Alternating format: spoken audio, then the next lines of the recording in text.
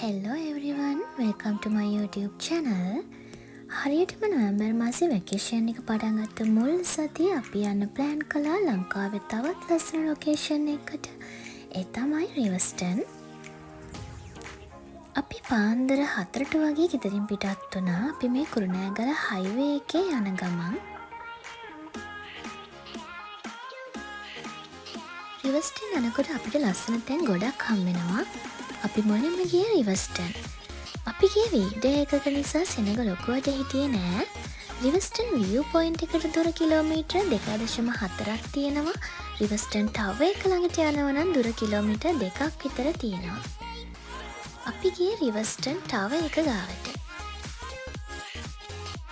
Riverston tower එකට යන පාර හරිම ලස්සනයි.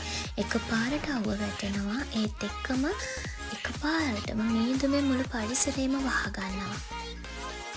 ඇත්තටම ඇයි අපි මේ කන්දට රිවර්ස්ටන් කියලා කියන්නේ? ඉස්සර මේ ප්‍රදේශයේ තිබිලා තියෙන තේ වගාව.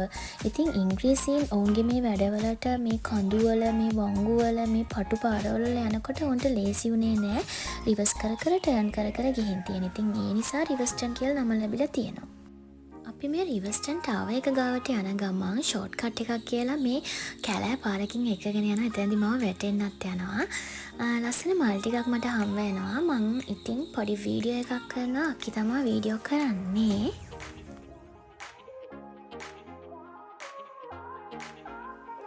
දැන් අපි ටවර් එක ගාවට කිට්ටුයි. මේ පේන්නේ ටවර් එක.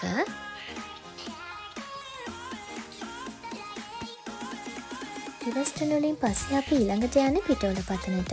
ඔයාලා රිවර්ස්ටන් ආවොත් අනිවාර්යයෙන්ම පිටවල පතනට යන්න අමතක කරන්න එපා. හරිම ලස්සනයි මේ පරිසරය. රිවර්ස්ටන් view point එකට යන්න විනාඩි 15ක් වගේ පොඩි කාලයක් යන්නේ. අනිවාර්යයෙන්ම මේ පරිසරය බලන්න එන්න. පිටවල පතනට යනකොට මතක් කරන්න ඕනේ කාරණයක් තියෙනවා.